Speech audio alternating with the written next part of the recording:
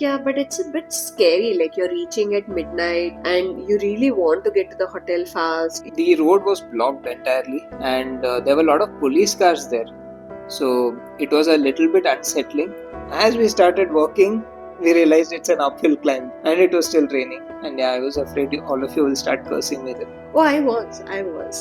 In my mind, I was. I remember one person was walking with 2 bags, the other person was walking with 2 kids and an umbrella. I don't know how he was holding. Like, how do you hold 2 kids and an umbrella? I have no idea.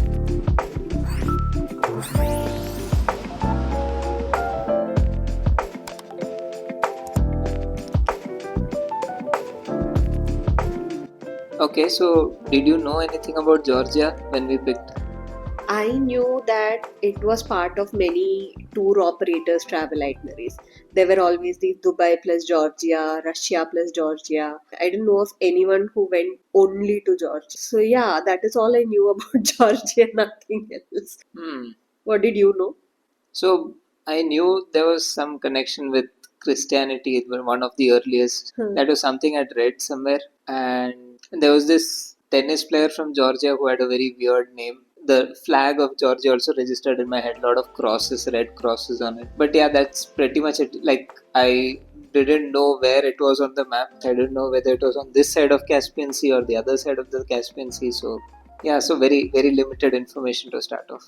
Then why did we go to Georgia? That's actually a very interesting story. Do you want to talk about that now, or? Let's just say we went to Georgia because Air Arabia had flights going there. Yeah, actually. And we had to go by Air Arabia. That's true. That was the only reason we ended up going to Georgia. Yeah, but we didn't go there by Air Arabia, right? We went by Indigo. Why did we go by Indigo? Okay, so that is linked to the too much research that I ended up doing. I read a lot of articles online.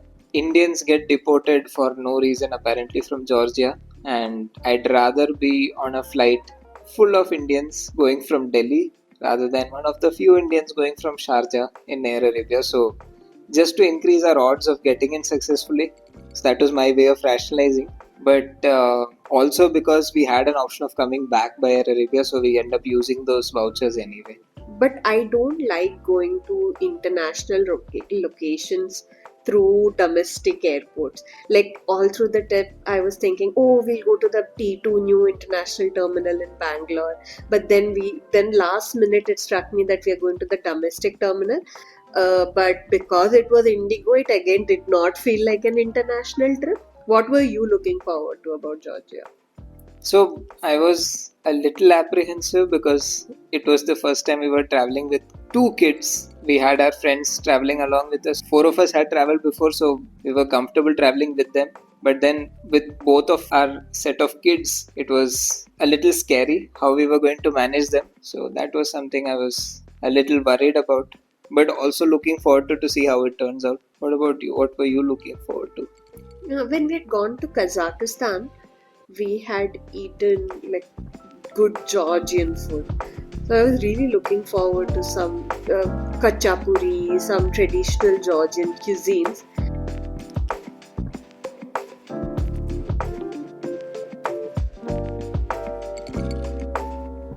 Right, so when we landed at Tbilisi, we had seen the weather forecast that it could rain, but I didn't really expect to get rain right as we were landing at the airport also. And I think it was around 12:30 by the time we landed, right? Yeah, was this the only option available? And why did we choose to land at midnight? Indigo had only this one flight. We ended up landing at 12:30. Right, so we did the usual thing. We got outside, we converted some cash. Always convert as less cash as possible at the airport and look for the best exchange rates in the city. So just putting in one tip over there, and then we got our SIM cards. I think that company was called Magti. Right, we had really good rates. Did they stop you at the immigration? Oh yes, I totally forgot about that. Right, so I was super scared at immigration that they would question us, and that too at 12 in the night. But it was, I think, the smoothest immigration experience I've ever had. And the immigration officers were really cheerful. Like, they welcomed us over there, and it got done in a few seconds. So completely opposite of whatever I had read before. and a really pleasant start to the trip. I was super relieved. So yeah, coming back. So the Bolt app is the Uber of Tbilisi. Right, so he shows us the screen of his phone, says that he's a Bolt driver, and shows a rate card on his phone as well. Says that it'll be, I don't know, 150 lari to get to the city. How much is one lari? So one lari is about 30 rupees. He was asking us for about 4,500 just to get from the airport to the city.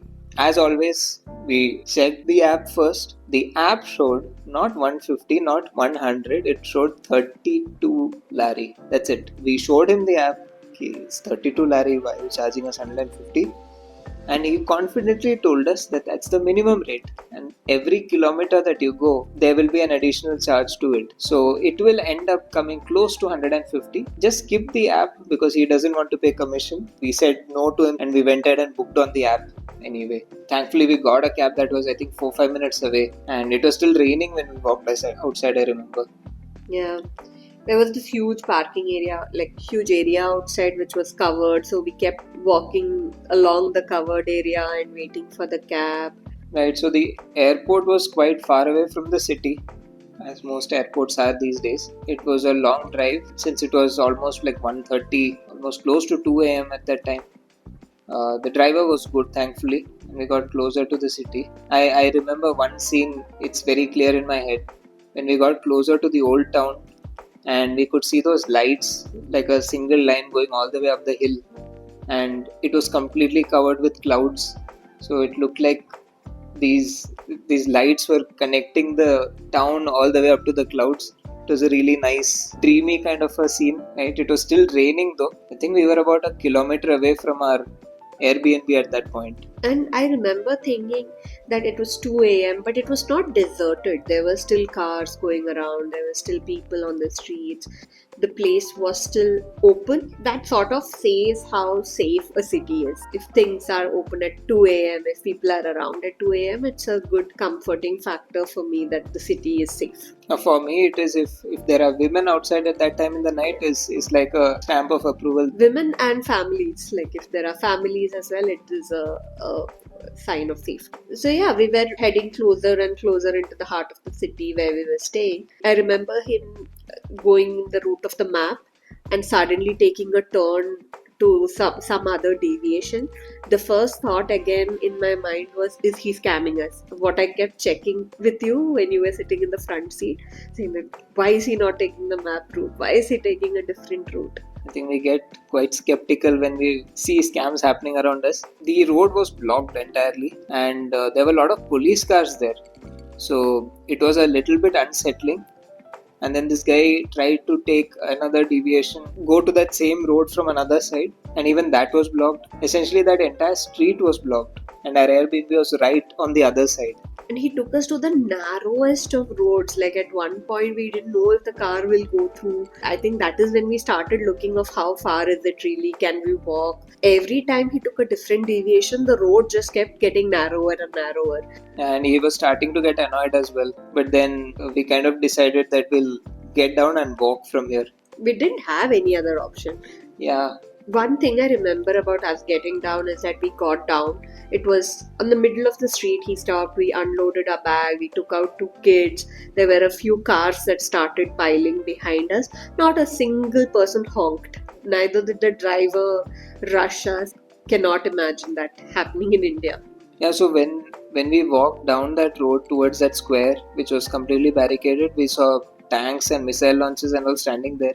We had read before coming that it was the Independence Day the next day. I think they were part of the parade. That's why the entire area was barricaded, because they couldn't just let people walk into an area with tanks and launchers standing right there. That's when Google Maps decided to trick us. Basically, in the navigation, there was this new thing. I've never seen it before. It said the walk would be relatively flat. That was a term which appeared over there. As we started walking, we realized it's an uphill climb, and it was still raining. And yeah, I was afraid all of you will start cursing me then. Oh, I was. In my mind, I was. No, it was a very steep hill. I remember one person was walking with two bags, the other person was walking with two kids and an umbrella. I don't know how he was holding. Like, how do you hold two kids and an umbrella? I have no idea. I don't think if we tell him to recreate it, he'll be able to do it. There is something about the emergency and the crisis of it which makes you extra strong, maybe. And it wasn't a very even surface. It were these cobbled Yeah. footpaths. There were dips in between, but at least there were footpaths, no matter what. So we were just, I could see this entire scene in front of me, and in between you were also taking videos. So it just kept going up and up and up, and finally at one crossroad we could see that we are very close by. But see, the video, it didn't come out that great anyway. It was quite shaky, like you can see there. I was struggling with all those bags and the phone. Yeah. But anyway, those are the memories we have from that day. Thankfully, our Airbnb host had given photos of how the gate looked at night, so we could directly compare it and know, okay, this is the gate we have to enter. So yeah, so finally we got to our Airbnb after that adventure. I was loving it at that point, that we started off the trip with that adventure, middle of the night with everything that we had. I did not love it. First of all, we were going uphill. I hate that. After that, when we thought we reached the Airbnb, I could see that we were still not there. We still had to climb another flight of stairs. Two flights. Two flights of stairs in the dark to reach our home. So I was not relieved. I did not like the adventurous start in the middle of the night. But things are right, but all's well that ends well, no? We were just starting. Yeah, that's true. I remember thinking, this is not what we booked. Oh yeah. It was definitely not supposed to be a hotel. It was supposed to be as local a house as we could have gotten there. But it looked bigger in the pictures. That's true, that these Airbnb hosts have a knack of taking photos such that the rooms look bigger than they are. Anyway, I was glad it was a warm and nice, cozy place. But yeah, the place was actually quite nice. Like when we saw it in the morning, it was squeezed in between like 30 other buildings. It was really in the heart of the old city, and we really got to live like a local over there for those 2-3 days that we were there. It had this very rustic charm. It had good, like these wooden balconies, wooden stairs. The windows had these nooks to sit. The view outside the windows were also of the old city. In the morning, it felt like the place we had booked, but at 2 in the night, it felt like, oh my god, did we get scammed again? For me, maybe if we are reaching at 2 a.m., maybe I'd stay closer to the airport and then go to the city the next day. Yeah, that can be a good idea. We should try that out next time. That was our story, right? Our 2 a.m. arrival at Georgia with two toddlers. And dodging a scam.